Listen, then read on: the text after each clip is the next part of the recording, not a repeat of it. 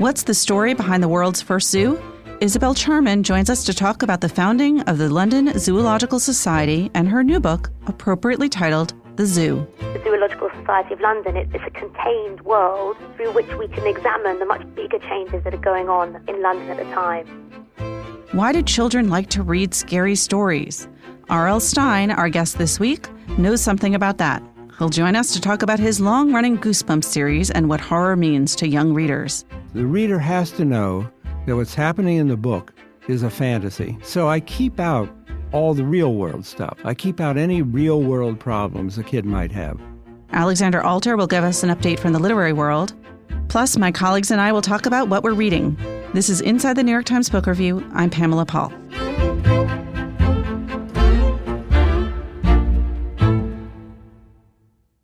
Isobel Charman joins us now. She is the author of a new book called The Zoo, The Wild and Wonderful Tale of the Founding of London Zoo, 1826 to 1851. Isobel, thanks for being here. Thanks for having me. So you're usually a TV producer. What made you decide to want to write this as a book?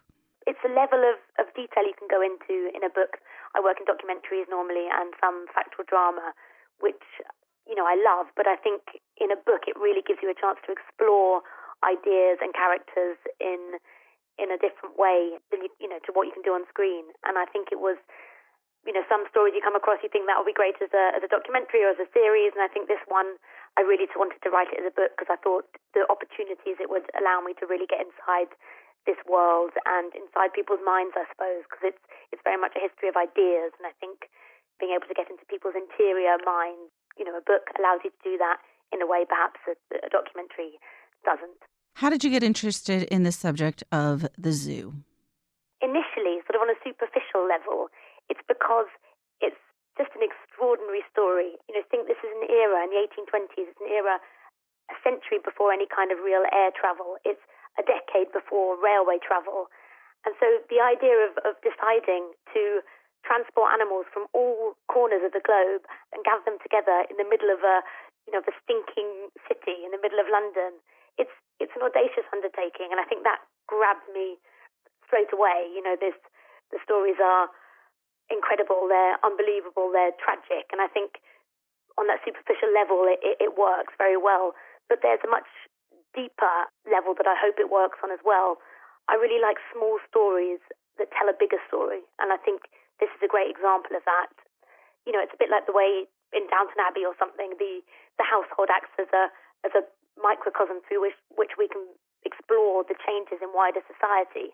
I think the same is true for the Zoological Society of London. It's a contained world through which we can examine the much bigger changes that are going on in London at the time. The huge social change, technological change, it's the age of empire, how we see that develop, the age of science, and it's making all those massive changes sort of manageable, I suppose. And for me, I like engaging with people and a contained world, but sort of learning about the bigger picture almost by osmosis.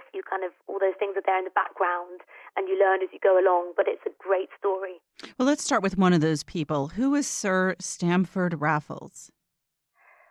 So Stamford Raffles, I consider him to be the founder of the zoo. There's a few people that were involved in its very early days, but he's a fascinating character, and if he's known at all, it's generally he's known for the fact that he founded Singapore. He was very much a man of his era, a man of this kind of burgeoning age of empire and new age of exploration. On his travels, he'd encountered all these incredible exotic species, and there are wonderful stories of his family home in Indonesia, where he kind of took it upon himself to kind of observe the wildlife and collect lots of examples of the local wildlife. And apparently they had tigers in the nursery and a monkey that would join the family at the dinner table. So he developed this love of natural history while he was, exploring the world. And he came back with this idea when he retired from his work for the East India Company. He wanted to set up a zoological society in London. That was his burning desire, and it was off the back of all this exposure to these animals and to kind of having his own collections and developing this love of natural history, he thought, yeah, right, now I'm going to come back and I'm going to do this in London. I'm going to set up a society that's dedicated to studying these creatures that I've observed elsewhere. And that's what he did. So there's the Zoological Society, and then there's what we think of as the zoo, an almost kind of animal park. Were the two tied together in his mind from the beginning? Did he conceive of this as a place where the public would come and look at animals? The Zoological Society was the parent organisation. One of the institutions that it looked after, that it developed, was the Zoological Gardens. And it was always intended from the very beginning this would be one of the aims of the society, would be to gather together a collection of living animals for the purposes of scientific study. That was the aim initially. It wasn't so much about public entertainment.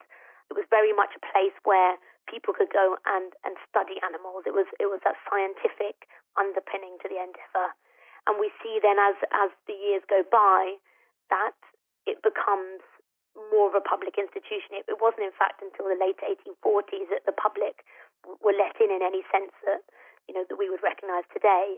It was kind of an evolution. And how did it evolve, and why? I mean, was it due to just the public interest? Was it to subsidize the research? Why did it move from being primarily a sort of scientific inquiry into, again, what we think of as public education and entertainment to a certain extent? From the very beginning, there were conflicting ideas about what exactly the Zoological Gardens should be, and indeed, what the Zoological Society as a whole should do. So we see when it was founded, or in its early years, there are two main institutions. There's the Zoological Gardens with the live animals. There's then a museum where there's a collection of stuffed animals, of preserved animals. Mm-hmm. And actually, in the early days, there was constant flow between the two because it was a real struggle to keep the animals alive. So lots of the animals that started off in the living collection ended up in the preserved collection. Oh, how depressing. It was, it's a very, yes, there's lots of heartbreaking stories in the book. It was, a real struggle for the people to try and keep these animals alive.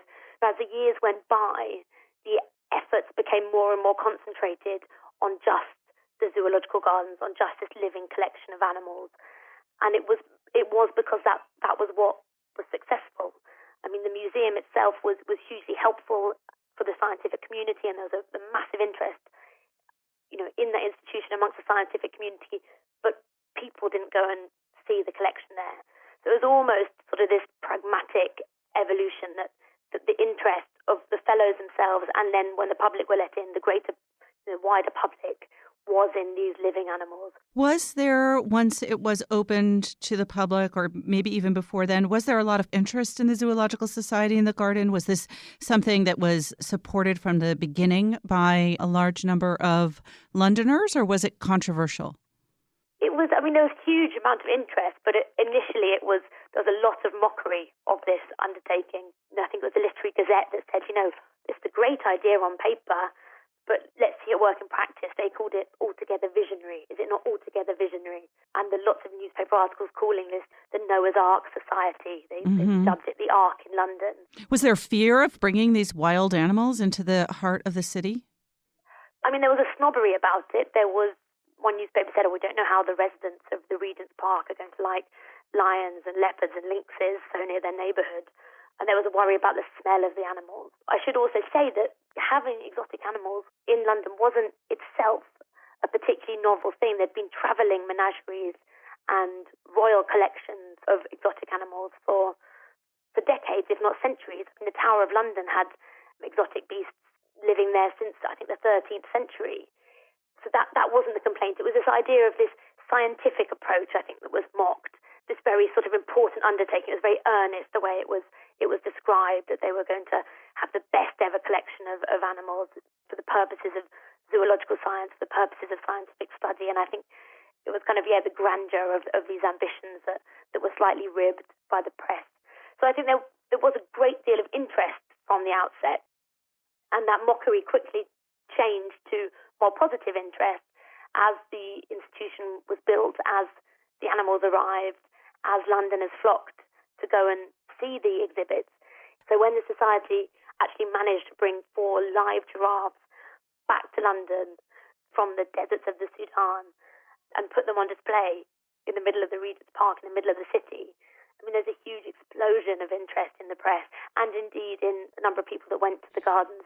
To what extent was the well-being and the sort of ethics of capturing all these animals and keeping them captive in the middle of the city. To what extent was that an issue, or it was even thought about? There was the beginnings of a movement for animal rights, but I think it was actually less about the animals perhaps and more about the ideas of civilized behavior. So at this point in time, the animal rights movement, as it was then, tended to focus on things like cruel sports, so bear baiting and things like that, but it might have been as much about this kind of uncivilized behavior as it was actually about what was good for the animals. And reading the accounts of the published accounts published by the society, the accounts of how these animals were captured, there's no sense of any regret about how these baby animals are being taken from their parents, the parents being killed to take these animals for the amusement of people. There's none of that. There's no hint of that. I mean, they want to keep these animals alive. So there is this growing search for what conditions suit them best. Whether or not it's because they want them to be happy or they want to just actually try and keep them comfortably so that they will survive longer. They learn by the mistakes they make about things like heating and ventilation. When the zoos first set up, they have this obsession that animals that are from exotic, warm climates must be kept really warm all the time. So we see lots of the monkeys and lots of the animals being kept through the winter in enclosed, heated rooms because they think they can't be exposed to the cold. But obviously, completely shut away from any fresh air in these cramped rooms. It's a absolute hotbed for disease. But they then do learn that and they start to introduce ventilation into the enclosures. So, like I say, I'm not sure that's actually a desire to keep the animals happy or any sense of their well-being. Well, let's end on one happy animal story if we can. Who is considered to be what animal, and if there was a particular animal, considered to be sort of the star of the early London Zoo? One of the most important animals was Jenny the orangutan. I mean, her story, like lots of them, doesn't last a particularly long time. It doesn't necessarily end happily, but I want to give her credit for being part of one of the greatest scientific discoveries of all time, really, which was she was an orangutan that was studied extensively by Charles Darwin. So he was a fellow of the Zoological Society, and when he returned from his trip on the Beagle, when he'd made lots of discoveries that had some first inklings of later theories, he was starting to think about evolution. But it was all very, very early days. It was based on some of the birds he collected in the Galapagos that actually the Zoological Society experts had helped him to kind of understand. But he went to study Jenny the orangutan in the zoological garden, and it was through observing Jenny as she played with her keeper. Her keeper was teasing her, and it was observing Jenny's reaction to her keeper and her fury at being denied a treat she'd been promised, and her communicating with the keeper. She understood the keeper's language, the keeper's instructions. Darwin noticed she had a sense of justice, right and wrong. His watching Jenny was a real light bulb moment for him, a real eureka moment. He realized that perhaps the distance between humans and apes wasn't as great as everyone then believed, that perhaps that we were linked in some way. And that was the beginning of his real search to find answers in terms of evolution. So I think Jenny is a happy story in that she played a huge part in our modern scientific understanding of the world, and I think she should have her part in that recognized. An important beginning to an entire different story about another kind of animal altogether. Isobel, thank you so much. Thank you very much. It's been a pleasure talking to you. Isobel Charman is the author of The Zoo, The Wild and Wonderful Tale of the Founding of London Zoo, 1826 to 1851, and she has joined us from London.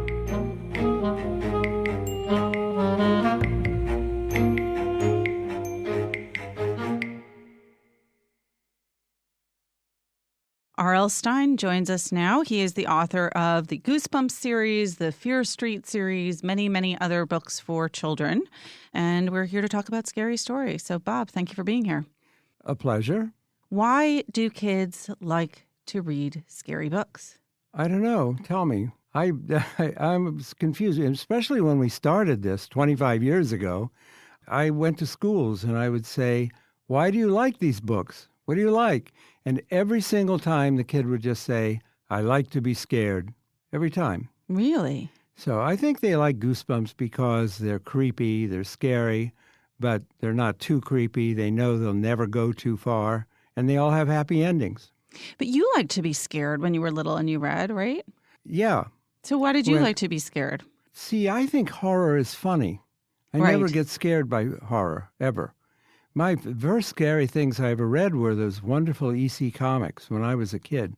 Tales from the Crypt and The Vault of Horror and The Witch's Cauldron. I just loved those comics, and they were gruesome, really disgusting horror comics, but they all had funny twist endings. Well, there they is were this funny kind of at like the same time. place where comic books and horror kind of meet and overlap and intersect, and you have that funny and the horror thing. But are there certain things that are too scary for kids? For Goosebumps kids? Yeah. Yeah, a lot. Like where don't you go? I have one rule. Yeah. And I'm giving you serious answers. I don't believe this. My rule is the reader has to know that what's happening in the book is a fantasy, and it couldn't happen. So I keep out all the real world stuff. I keep out any real world problems a kid might have. I don't even have divorced parents. I don't do any of that. And it has to be a fantasy. And I think if they know that this couldn't happen, it's in another world, I can go pretty far with the scary stuff. But it's interesting because, like, you also have to have in a story some degree or on some level a kind of believability too, right? Oh, yeah. So what's the believable component? component? Well, I think the kids have to be very real. Since the plots are absurd. Right. So the kids are normal and they're stuck in this and ludicrous... they're normal kids. And in just about every single book, they're very average kids. They're not special in any way. They're not especially talented. They're not brilliant. They're average kids facing some kind of incredible horror. And, of course, their parents never believe them. And the parents are useless. So they're on their own. So that's the good part. Yeah, they're on their own, and they have to use their own wits and imagination to get out of the problem. And that's the only thing, uplifting thing in Goosebumps. There's nothing else. I don't teach them anything else. There are no lessons to be learned. learned. There are no lessons, nothing. Did you ever sort of test the limits of what could work within that framework and realize, like, oh, that's going too far, or... There was one instance where I went too far in Goosebumps.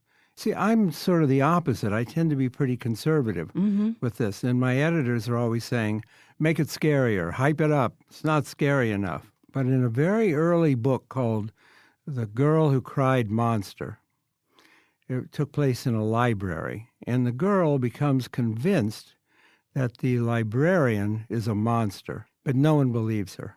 It's the old boy who cried wolf. And then one day she sees the librarian, in the original version, eat a kid. And everyone thought maybe that was going a little too far. What did kids think? Well, it didn't make the book. Oh, it didn't make it in. No way. No. So what, in the edited version, did she just, like, take a bite? No, we're not eating kids. We're not eating kids in Goosebumps. So I changed. What I did was I put a large bowl of live turtles on the table. And every once in a while, the librarian would reach over, take a turtle, and crunch it up and eat it. And that was acceptable? Yeah, that was okay. Also better, I think, because crunchier. Right. Turtles are much crunchier. Better sound effects. You can picture it better. Yeah. That's one time I went too far. But once in a Fear Street book, just for fun for me, I decided to give the book an unhappy ending. And at the end of the book, the good girl is carried away as a murderer, and the murderer gets off scot-free. I bet librarians loved that. I don't know. I didn't hear from librarians, but I heard from kids. And I just thought it was funny. It was just an experiment. They turned on me immediately, and the mail came in and said, "Dear R.L. Stine, you idiot. How could you do that? You moron. How could you write that? Are you going to write a sequel to finish the story?" They couldn't accept it. You upset the world order. And every school I visited, some kid would raise her hand, say, "About that book you wrote, why did you do that?" Everywhere I went, I was haunted by it. Are you still hearing from people about it? No, I wrote a sequel. And I finished. I had no choice. I turned it around, yeah. And I never did it again. You learned your lesson. Yeah. With the Goosebumps books, do you think that there's an age that's too young for the books? Or do you hear from, like, parents, like, I'm worried my 4.5-year-old is reading this, or? Oh, I think kids know. See, the one thing someone asked me this morning, they said, what have you learned in 25 years? And I said, the thing I've learned seriously is that kids are really smart. And I always think kids know if they're going to like these books, and they know if they're going to be scared, and they'll stay away from them. They don't need to be told. I had 2 nephews, and they were 6, I think, at the time. One of my nephew, Dan, loved these books. He thought they were hilarious. My nephew, Sam, same age, hated them. He was terrified. And every once in a while, he lived in New Jersey, and every once in a while, I would mail him a book. And I'd say, Sam, I think you'll like this one. It's not too scary. And he called me up, and he said, Bob, you know where this book is going. Right in the garbage. Wow, your greatest fan. Yeah, that's right. I remember one of my kids, my daughter, loved Goosebumps, but the cover art scared her too much. So she would place them face down in the closet. Oh, that's funny. That's funny. The covers always were more scary than the books. The scary stuff sells. It also is kind of interesting. Do you think it's harder to scare kids these days? I mean, like, there's a lot of, again, the world is scary. We know that. We know that the scary world doesn't go into your books. But at the same time, they're exposed to scary video games, scary things on their iPhones, scary things on the internet. You know, is it sort of tougher to I don't know. I haven't out? Changed anything. It's all exactly the same. And I think that this maintains its scariness with all the other stuff because it all takes place right in their heads. Right. And we very carefully, we never illustrate them. There's no illustrations in the book. And that's deliberate so that all the horrors take place right in their own brain. So they can conjure it up to whatever degree of scariness is comfortable for them. Whether it's harder to scare kids now, I don't really know. Is there something comforting about horror stories? Yes. I was talking to a child psychologist in Los Angeles, and he was telling me they had a patient, a girl who came in every week and recited Fear Street plots to him. And she was dealing with a lot of problems she had by going through these books. And he thought they were helping her. Coming through a scary experience, or just the idea that 2 12-year-olds can defeat this big hairy monster on their own with no help, it's a good thing. What's your favorite monster from your own books? My favorite monster is from Camp Jelly Jam. I think his name was Jelly Jam. And this is my smelliest book. It was a camp. He ran a summer camp, but the campers all had to bathe him 24 hours a day because of his smell. It was a horrible smell. And so the campers were like slaves, and they were just bathing him all the time. And then the campers all got together and stopped bathing him, and he died from his own odor. Wow, that does sound kind of threatening. It's lovely, right? Where did you come up with that idea? I don't know. Did you have some terrible camp experience? Oh, I hated it. I never went. Yeah, I've done maybe 18, 20 camp books. I never went to camp. Oh, really? No. Very interesting. I was in Columbus, Ohio. I went to day camp. What's so scary about camp, outdoors. Though? There's something very frightening about it. Yeah, you're outside. It's all uncontrolled. You don't have the same control. You're on your own, right? It's dark a lot of the time. There are animals. I used to hate going to my son's camp. He loved it. And I hated Visitors' Day. I didn't want to get out of the car. Because, there were bugs out there, bugs, and they had foxes running around. And I hate it. Do you find that this is like a touchy subject, but I'm really curious, and it is real, in terms of gender. Do you find that your audience is sort of evenly split? Does it skew more towards boys than girls? That's the secret of Goosebumps. Because everyone said, oh, look, you got boys to read. It's boys. Mm-hmm. But the secret is that it's 50% each. Mm-hmm. And it was the first series ever to do that. There were girls' series, Babysitter's Club, all that. There were boys' series. But this was the first one that got both of them. And it came as a total surprise to us. Because when I started writing the horror novels, Fear Street, I knew it was for girls. Because, in publishing, the rule is girls read and boys don't. That's the rule. So the books were written for girls. And then the fan mail started coming in.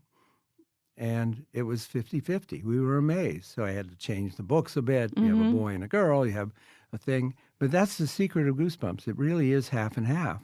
So do you have like a main character boy switch off with a girl? Are you that conscious about it, or is it? Oh, yeah. No, usually in Goosebumps, there's a boy and a girl protagonist. Either their brother and sister, or their friends, or their neighbors. There's almost always two of them. So the first Goosebumps movie came out, was it last year?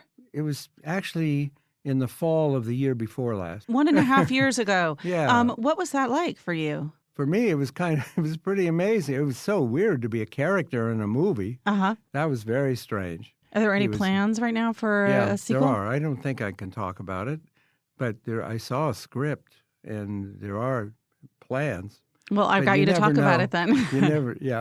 You never know with movies. I was having lunch with one of the producers of the Goosebumps movie a couple of weeks ago, and she really summed up the whole movie thing perfectly. She said, "It's always good news until it isn't."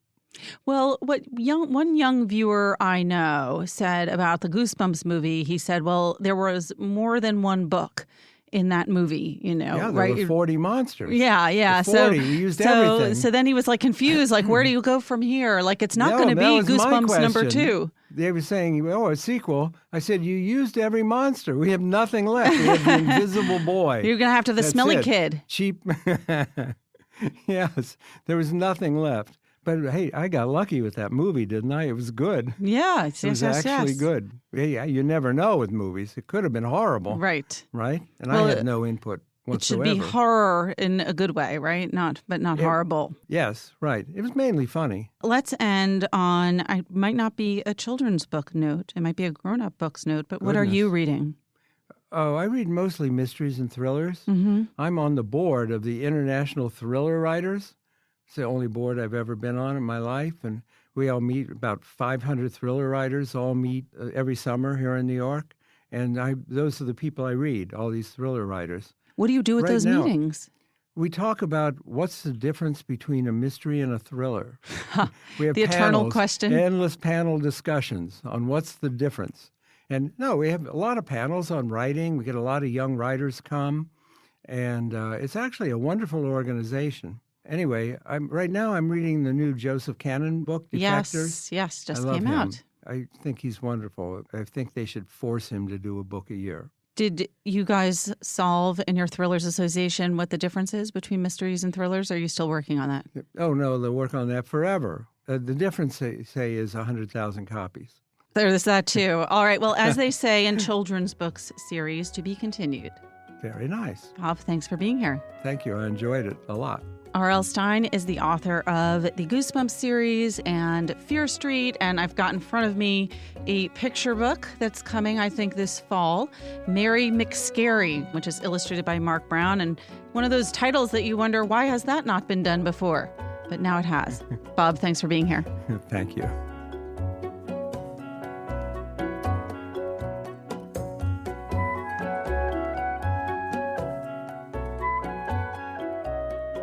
Alexandra Alter joins us now with news from the publishing world. Hi, Alexandra. Hi, Pamela. What's new this week?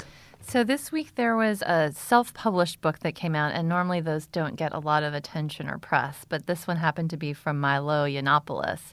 If you remember, it was very controversial when he got a book deal with Simon & Schuster late last year. A couple months later, after there was a ton of outcry, he was dropped from the imprint when some controversial comments he made surfaced. And he was a Breitbart editor, although he's lost his position there as well. He's like part of the new kind of alt-right, very provocative, kind of in the Trump sphere. He's anti-feminist, anti-immigrant, anti-Muslim, that end of the political spectrum, let's put it that way. So after he lost his book deal with Simon & Schuster, which was, they gave him a $250,000 advance, which is nothing to sneeze at. And when was it canceled exactly? It was canceled in February. Of this year. And at the same time, he stepped down from his position as a Breitbart editor. And this was around the time that these comments he made in a video surfaced where he appeared to be condoning pedophilia or sex between men and teenage boys. And so that was, I think, the final straw for Simon & Schuster. They'd weathered all this controversy from, outcry from their own authors, outcry from the publishing industry, tons of petitions. I don't know what the commercial fallout was for them exactly, if they lost, some book deals with authors who said, I simply don't want to be published by the same publishing house as Milo. So anyway, he took this manuscript and he self-published it. It came out on July 4th, and it went immediately to the top of Amazon. It's currently number 1 on Amazon in print. Now, did he try to get another publisher after Simon & Schuster balked? So that's an interesting question. I spoke to his agent at the time, and his agent told me that they were already getting inquiries from other publishers. There were then a few reports about some conservative imprints, kind of considering him. And at Simon & Schuster, he was going to be published at Threshold Editions, which is a conservative imprint at Simon & Schuster. So his agent told me that some other imprints that are to the right politically were reaching out and were interested, but nothing ever came through, apparently. All right, so here's a silly question. Are there liberal imprints at these? That is a fantastic question.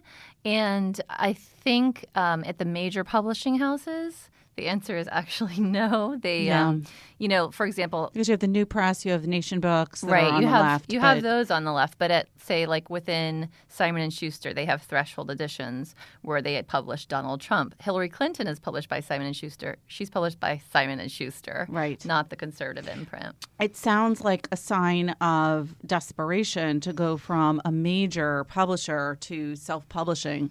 Do we think he just couldn't get a deal anywhere? Well, you could look at it that way. Again, I haven't spoken to him about how he made the decision and what offers he might have gotten. You could also look at it another way. I mean, here's somebody who delights in kind of publicity and this persona that he's created and wanted to show everyone, I can do this by myself. I have a built-in fan base. I don't need the backing of any company, and certainly not a major publishing house that kind of humiliated me and kicked me to the curb. So it's possible that he decided to go it on his own just simply to show what a force he is on his own. Or it just goes very well with his brand. It does go well with his brand, kind of. Exactly. It's a good excuse, if nothing else. Yes. But self-publishing does fit well with this narrative that Milo's been crafting, that he's a victim of the liberal media, and he's, the latest example of the liberal media silencing or ignoring people on the right. So he's casting his break from Simon & Schuster when they canceled his book as kind of him being victimized and shut down. And he's turning it into a free speech issue, which a lot of people point out, you're not being silenced. This company just isn't paying you money anymore to publish your book. Anyway, to reinforce that perspective, Milo announced on Thursday that he'll be holding what he's calling a free speech rally in front of Simon & Schuster's Midtown offices on Friday morning, where he'll be giving away 100 copies of the book to people that attend. And, there's the press release went out on Thursday. There are a lot of exclamation points in it. He's saying that this is the most anticipated book of the year. And he said that the rally will be, quote, a giant spectacle like every Milo event. What's the book about? So it is, ostensibly a free speech manifesto. He's very much in favor of anti-political correctness. And as for a while, he was on this campus free speech tour where he would say outrageous things and there would be protests. And, eventually some of those speeches were canceled because it got a little bit dangerous, in fact. I mean, he sort of also presented it as possibly a memoir where he would talk about what it's like to be, a gay conservative. A few weeks before the book came out, the manuscript leaked. I'm not sure. Since it's self-published, it has to be somebody fairly close to him. It might have even been him, to be honest. Who knows? But BuzzFeed got their hands on a copy. They described it in fairly damning terms. The headline is, "We got our hands on a draft of Milo Yiannopoulos' book. It's awful. A leaked manuscript suggests that, quote, the most controversial book of the decade, end quote, could actually be the most boring book of the year." So their pan was, it's not that controversial. It's fairly dull. So, well, I guess certain Amazon purchasers will find that out perhaps for themselves. Yes, perhaps. Or, perhaps it's to others' taste. So the reviews are just coming in. All right. Thanks, Alexandra. Thanks for having me.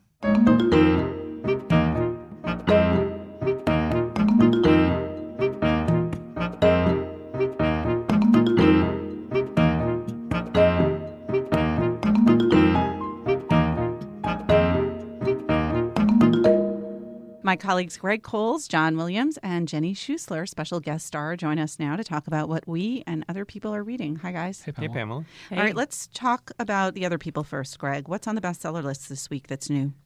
All the new stuff is kind of old and familiar, new to the list, but not new to readers. Diana Gabaldon, I think her last name is pronounced. She's the author of the Outlander series, time travel romance, kind of hunky Scotsman that has become a big popular TV show now. Has a collection of stories set in that Outlander universe called 7 Stones to Stand or Fall, and that's new at number 5. Danielle Steele back on the list with a new novel called The Duchess at number 4. At number 3, Brad Thor's Use of Force, which Chris Christie was not reading on the beach, although Brad Thor tweeted out a photo of Chris Christie holding that. From what I found on Entertainment Weekly, an altered photo. That the original photo showed Chris Christie's empty hands. Brad Thor tweeted it out, and suddenly he was holding Use of Force. And Brad Thor said, I may be the only one not mad at Chris Christie. That was one of my favorite parts of that story, at least, in its like 5th or 6th movement. And so it redeemed Chris Christie for you, that he was reading on the beach? That he was reading? He wasn't. Okay. Catch me up on this. I was in the Midwest over the holiday where nobody's heard of Chris Christie. Chris Christie closed the New Jersey beaches. Yes. Okay. For our international listeners and for listeners who are not in the tri-state area, Chris Christie, of course, is a former presidential candidate and current governor of New Jersey. And he was in the local news this weekend because the public beaches in New Jersey had to be closed, or maybe didn't have to be, but were closed by Governor Christie as part of a budget impasse. And nonetheless, Mr. Christie and his family decided to relax on a otherwise empty beachfront. And they were caught by a helicopter. Yes, by a local photojournalist for the Star-Ledger who said, who are those people? And used his long lens. And then the second or third or fourth movement of this, which of course got a lot of play on Twitter and in the local tabloids, was, as Greg noted, the Brad Thor episode. I feel especially disillusioned by this for some reason, that he wasn't actually reading the book. Yeah, so fake bestseller news. I know. Here books finally get into like gubernatorial politics in the tri-state area, and it turns out to be fake news. I would be remiss also not to mention the final and top newcomer to the fiction list is James Patterson, a book called Murder Games that he wrote with his sometime collaborator Howard Ruffin. All right. And still at number 1 is John Grisham.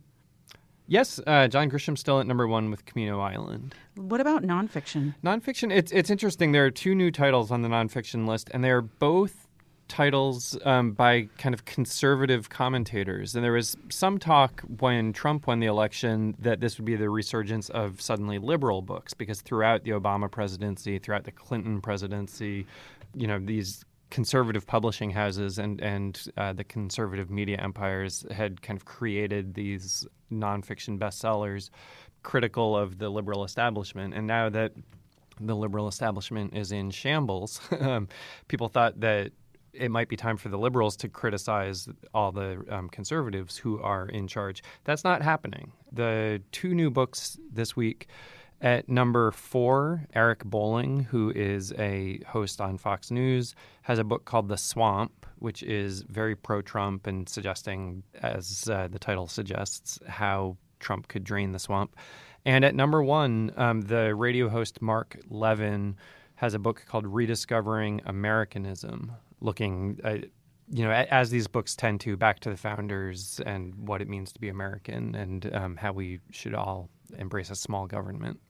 All right. Well, Jenny, now that you're done reading the Mark Levin, why don't you tell us what you're reading next? Well, now that the 4th of July is past, it's okay to talk trash about the American Revolution, right?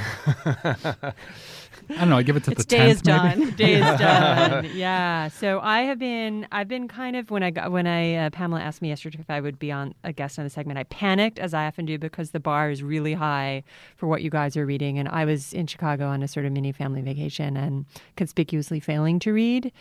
But I have been reading a couple of books. I had gone on vacation a real vacation about a month ago to London, where I hadn't been in a really long time. And on the plane back, I read this great book called Londoners. It's an oral history by Craig Taylor, who's a Canadian. He's a contributor to the book review. And a contributor to the book review, currently writing an oral history of New York. But he just finds these incredible local characters. Is Londoners an oral history it's as an well? oral did you say? history. Yeah. Yeah, an oral I want to history. read that too. Sort Did of you a buy that Studs Terkeley. Did you buy that in London? No, I bought it in the United States. I should have gotten some funky, cool British edition that would have impressed other people. So I was feeling really good about the sort of lovable, sort of sardonic Londoners, special relationship, all that. And then when I got back, I continued reading a book I had started a couple months ago, a work of serious history by Holger Hook, who's a historian at the University of Pittsburgh, called Scars of Independence, America's Violent Birth. And it's a really fascinating scholarly book, deeply researched about violence in the American Revolution. So it's sort of page after page of pretty about atrocities, the sort of stuff that tends to, on both sides, that tends to kind of get written out of the story. I certainly didn't hear a lot about that at my Midwestern hometown 4th of July parade. But one of the really fascinating things to me, because I was kind of jumping around and I did skip to the end at one point, was in the epilogue talks about kind of the history of how we remember the revolution. And I think one thing that's quite fascinating is this court case involving a movie called, a Revolutionary War drama called The Spirit of 76. It premiered in May 1917 and heavily Irish and German American, that's me, Chicago. And the chief of police demanded that the director, who was a German Jewish immigrant, delete several scenes lest they cause problems between the United States and Great Britain, our ally. So there was 4 seconds of a 2.5-hour film which showed in slow motion British soldiers bayoneting a baby, shooting unarmed women, abusing teenage girls. This is all stuff that happened. In 4 seconds. 4 seconds. He did not cut it, and it ended up being a case with the amazing name U.S. versus Spirit of 76. Anyway, I was just kind of I'm pretty sure this movie isn't on Netflix, and if it is, the bayoneting of the baby may not be in there. But it was quite fascinating because I think I'm going to suggest it for my next after parade viewing next year. Yeah. So anyway, sorry to be such a downer. Yeah, seriously. I mean, someone said the other day, she said, I use the 4th as a period of dour meditation. And I thought, aren't we all doing that every day now? Why not at least use the one day to make an excuse to, go river rafting or something? That would be, if I had a column, it would be called Dour Meditation. With Jenny Schuster. Greg, what are you reading these days? The debut book by Jane Ann Phillips. It's a story collection called Black Tickets. Jane Ann Phillips has gone on to very respected but kind of under the radar career. She's one of these people who's never kind of caught on with a greater public, as far as I know. But she's wonderful. These stories from 1979 kind of introduce a lot of the themes that she has continued to pursue throughout her career. They're immersive and obsessive, very kind of dark, fevered, dreamlike stories about mothers and daughters, sexual desire as a chaotic force, especially in adolescence. There are often war veterans from Korea or the Vietnam War. So she deals with kind of trauma and death. Religion is a theme for a lot of the characters. Phillips, I think, was born in West Virginia. The stories don't feel particularly Appalachian in any regional sense, but there are feelings that she's dealing with kind of a rural America and a rural American mythology in these stories. It came out in 1979, as I said. It's got that kind of 80s lyrical sheen to it that you would see. A lot of it is first person, a lot of it is present tense, but it's like there's also something that's very private and damaged, almost deranged in it. So it's far from somebody like Ann Beattie. Well, you guys are talking about chaos and death and derangement and, atrocities committed during war. I have a slight uptick in the mood, but not. I was hoping you were going to dumb things down a little. No. It's a little poppier and more fun. Although it also has to do with damage and being raised by someone who has his own kind of damage. But I just started this week the poet Patricia Lockwood's memoir from recently published called Priest Daddy, and it's about her time being raised in the Midwest by her father, who was a the rare married priest. He was allowed to... Catholic priest. Yeah, the rare married Catholic priest. And Lockwood, Greg would know this better than I would because he's our poetry guru, but I think of her as her poetry as kind of poppy and sort of Michael Robbins. Yeah, and she got a very contemporary sensibility. Yeah. She was in our contemporary poetry issue. She was. A couple of years ago. And the poetry I've read, I've really enjoyed. The memoir, I'm only, a couple of chapters in, but I was thinking on the train this morning that what I like about it is that most of the time when you say someone tries hard, it's an insult, like they're trying too hard or you see it. And I was thinking about Martin Amis and a couple of other writers who try hard, but it's a good thing. It's like every paragraph you can feel her just trying to entertain you and pack as much as she can into her images and the way she relates these stories. And so I'm greatly enjoying it, and I'm sure I'll make more progress this week and say more about it next week. Pamela, I know that you were gripped. I am still full in The Woman in White by Wilkie Collins. I have about 150 pages to go, so no spoilers, 700 please. pages? It is. It's a big one. Yeah, it's not short, and it's one of those books too that you really want to read all the back matter. It's 627. Actually, I've checked how many pages it is before, and it's one of those books that you so don't want to know the ending that when I flip to the last page, I try so hard not to see like what comes right before the end because I don't. It's going to end like. Okay, just because it has to, but the way in which everything works out is incredibly long and torturous. It's one of those books where the bad guys are really, really bad, and every time you think they couldn't be more nefarious, they sort of like twist the knife. And there's more evil doing, and it's almost unbearable. And I am now at the stage where I think that all the crimes have been sort of perpetuated, and I'm ready for the revenge. Without giving away too much, because is it like a serial killer or is it a? So The Woman in White, and I'm going to try to just describe this book without any plot spoilers, is about a young drawing master who takes on an engagement at a house with two half-sisters being watched over by their sort of invalid uncle, but he's sort of like a pseudo-invalid. He basically is just lazy and selfish and has all kinds of supposed nervous ailments. And there's nothing really wrong with him other than that. And before going to this house, he is on the road to London and meets a woman in white who is in a state of despair trying to get to London. And he helps her on the road. And I really don't want to say anything more than that, other than to say that he gets to the house and quickly becomes involved in the lives of these two women, and plot ensues. So anyway, thanks, guys. Thanks, Pamela. Thanks, Pamela.